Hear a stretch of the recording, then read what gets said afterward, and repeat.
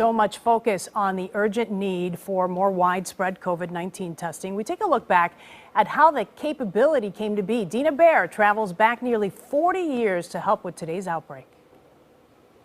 The technology is called PCR. You've likely heard the acronym tossed around in the last several weeks. It allows scientists to detect the presence of viruses in humans. We spoke with one of the inventors who explained how the technology changed global health long before it became a critical factor in the current pandemic. It was 1983, and researchers in Northern California were onto something. The idea was conceived by this man, Kary Mullis, a scientist and surfer who admittedly dabbled in psychedelic drugs. Mullis, who passed away in August, shared his idea with his employer at the time, CEDIS Corporation.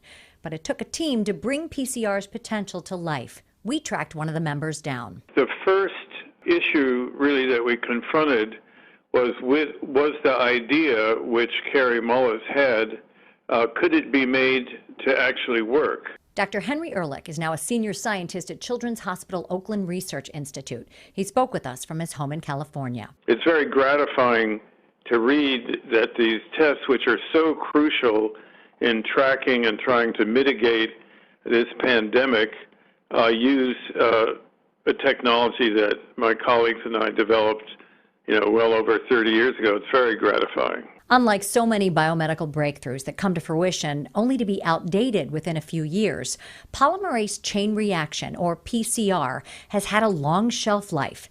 The technology has been used in DNA analysis, genetic disease research, and forensics.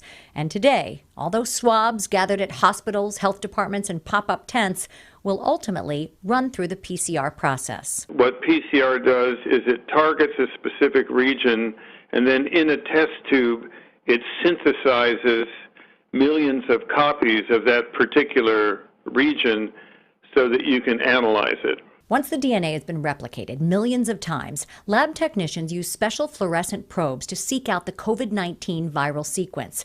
If it's present, a positive result is rendered. If they don't see the sequence, it's a negative result.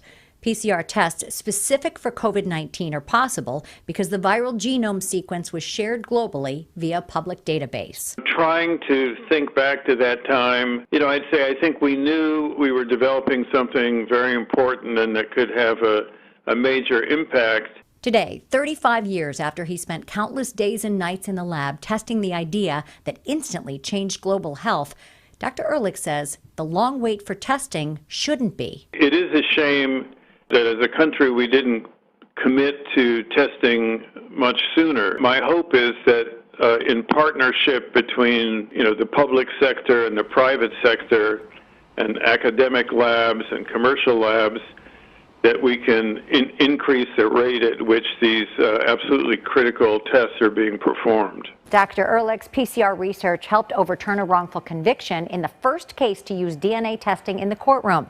And PCR played a critical role in the HIV epidemic, helping scientists measure viral load in patients and test the efficacy of potential new treatments. Kary Mullis, who claimed he came up with the concept while driving, received a $10,000 bonus from CEDIS Corporation for his idea. The rights to the technology were ultimately sold for millions. Back to you.